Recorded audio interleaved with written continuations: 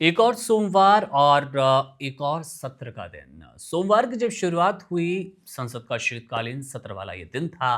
पर उम्मीद के मुताबिक सारी चीजें हुई। उम्मीद कैसी? वो नेगेटिव उम्मीद जिसकी हम बात कर रहे हैं। एक बार फिर लोकसभा हंगामे के साथ स्थगित हुआ और उसके बाद कुछ बातचीत नहीं हो पाई। कुछ सार्थक मुद्दों पर बात होता हुआ हमने तो बिल्कुल नहीं देखा।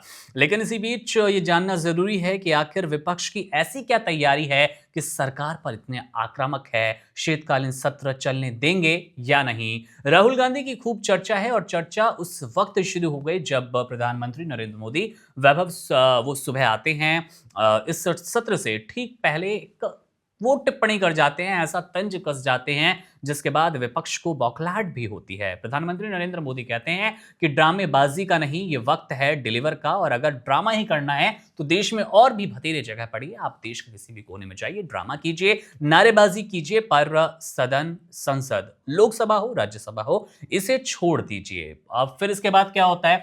जब 11 बजे लोकसभा की कार्रवाई शुरू होती है तो वहां हम वैभव देखते हैं वो कार्यवाही शुरू होने के बाद ही सदन को स्थगित करना पड़ता है। हंगामा कैसा? वोट चोर गद्दी छोड़, इस तरह की नारेबाजी देखने को मिलती है। चौतरफा ये चर्चा तेज है कि इस बार का सत्र बेहद हंगामेदार, मजेदार और कहीं ना कहीं दोनों ही पक्षों के लिए, वो विपक्ष हो, केंद्र सरकार हो, जिम्मेदाराना रहने वाला है। लेकिन इस जिम्मेदारी में राहुल गांधी का क्या योगदान रहेगा? नेता प्रतिपक्ष लोकसभा के हैं, यानी कि बहुत सारे मुद्दे उनके पास भी होंगे, कई सवाल भी होंगे। तो वो कौन से सवाल हैं, कौन से मुद्दे हैं और कौन से तंज होंगे इस बार जो प्रधानमंत्री नरेंद्र मोदी और केंद्र सरकार को वैभव परेशान करने वाले हैं? देखिए, राहुल गांधी पूरी तरह से तैयार हैं, प्रियंका गांधी भी तैयार हैं और कांग्रेस पार्टी और विपक्ष के और भी सारे दलों के नेता भी तैयार हैं। आज जो पहला दिन था शीतकालीन सत्र का, उस दिन राहुल गांधी संसद पहुंचे, लेकिन उन्होंने मीडिया से कोई बातचीत नहीं की। मीडिया के कैमरे उनके सामने आए तो उन्होंने कहा कि अभी मुझे कुछ बात नहीं करनी है।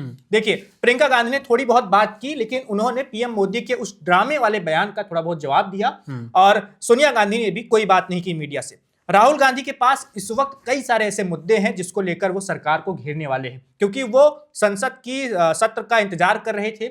पहला मुद्दा वोट चोरी का मुद्दा उनके पास है, जिसको लेकर वो बहुत ज्यादा आत्मविश्वास में दिख रहे हैं और उनको ऐसा लगता है कि चुनाव आयोग इस वक्त निष्पक्ष होकर काम नहीं कर रहा है। इसके साथ ही एसआईआर का मामला हो, और ये दोनों आपस में जुड़े हुए हैं एक तरीके से कह ले तो। और फिर दिल्ली प्रदूषण का मामला हो, इसको लेकर राहुल गांधी अपने एक चैनल पर, यूट्यूब चैनल पर वीडियो भी बना चुके हैं, लोगों से चर्चा भी कर चुके हैं और वो इसे बड़ा मुद्दा मानते हैं, जो कि ये बड़ा मुद्दा है भी, क्योंकि देश की राजधानी के प्रदूषण में, देश की राजधानी का हाल ऐसा है, वहां पर इतना ज्यादा प्रदूषण है, ये देश के लिए बहुत ज्यादा शर्म की बात है। प्रियंका गांधी ने जिक्र भी किया, मैं देख पा रहा हूँ वो बयान, जब उन्होंने कहा कि ड्रामा करना, मुद्दा उठाना नहीं, उसमें प्रदूषण और उसके साथ साथ महंगाई के मुद्दों से बचना ही ड्रामेबाजी है। देखिए, और जो सारे मुद्दे हमने आपको बताए, उनमें से वोट चोरी का मामला कुछ ज्यादा ही दिखाई पड़ेगा, या कह लें वोट चोरी की गूंज मुद्दे की संसद में कुछ ज्यादा सुनाई देगी। राहुल गांधी पूरी तरह से तैयार हैं और बिहार चुनाव के दौरान भी देखा गया था, उससे पहले भी, उसके बाद भी, उस दौरान भी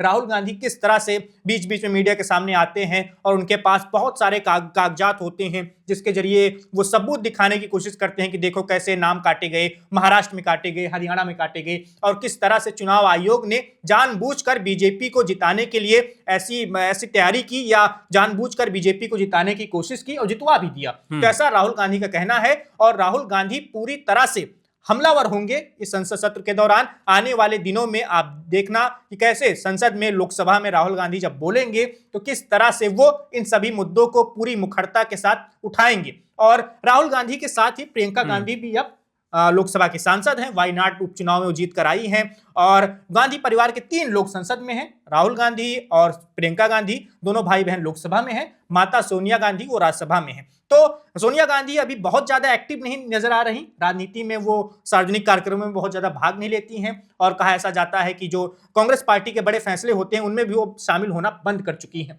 तो सोनिया गांधी की ओर से कोई ऐसा बयान आएगा संसद में, ऐसी तो उम्मीद नजर नहीं आ रही, लेकिन राहुल गांधी मुखर रहेंगे, बोलेंगे, मुद्दे उठाएंगे और वोट चोरी वाले मामले को लेकर पूरी तरह से घेरेंगे सरकार को। प्रियंका गांधी भी बोलती हुई नजर आ सकती हैं, ऐसी संभावना जताई जा रही है और कांग्रेस पार्टी की तैयारी पूरी है। देखिए, कांग्रेस, राहुल गांधी के जो लेफ्टिनेंट हैं, जो उनके साथ 4-5 लोग रहते हैं, उनमें से आप कह सकते हैं कि गौरव गोगोई हो गए जो असम वाले हैं, वो भी राहुल गांधी के साथ अक्सर दिखाई देते हैं। और राहुल गांधी के सहयोगी भी जो हैं, अखिलेश यादव हो गए और बाकी लोग भी हो गए, वो भी पूरी तैयारी में हैं और सरकार को घेरने का पूरा प्रयास करेंगे।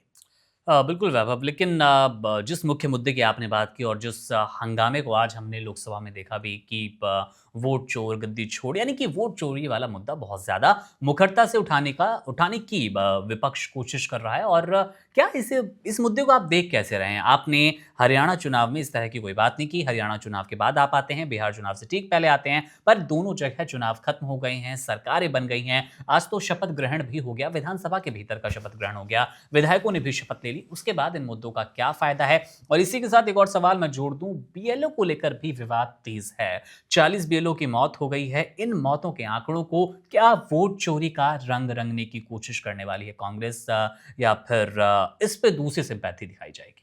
देखिए, ये मुद्दे तो अलग अलग हैं, लेकिन एक तरीके से आपस में जुड़े हुए भी हैं। जैसे बीएलओ को लेकर कहा जा रहा है कि चुनाव आयोग हड़बड़ी में दिख रहा है, वो इतनी जल्दी जल्दी एसआईआर की प्रक्रिया क्यों पूरी करवाना चाहता है, वो टाइम लेना क्यों नहीं चाहता, और बीएलओ पर अतिरिक्त दबाव क्यों डाला जा रहा है, जिस दबाव की वजह से ही बहुत सारे बीएलओ ने अपनी जान दे दी, ऐसा दावा किया जा रहा है। हालांकि जांच के बाद ही कुछ सामने आ पाएगा कि उसकी क्या और भी वजह थी। तो राहुल गांधी के पास मुद्दे हैं, बहुत सारे मुद्दे हैं। जैसे आपने कई सारी बातें की, जैसे आपने पूछा कि हरियाणा चुनाव होने के बाद वो क्यों बातें ऐसी कर रहे हैं, महाराष्ट्र चुनाव होने के बाद इतने दिनों बाद क्यों ऐसे मुद्दे उठा रहे हैं।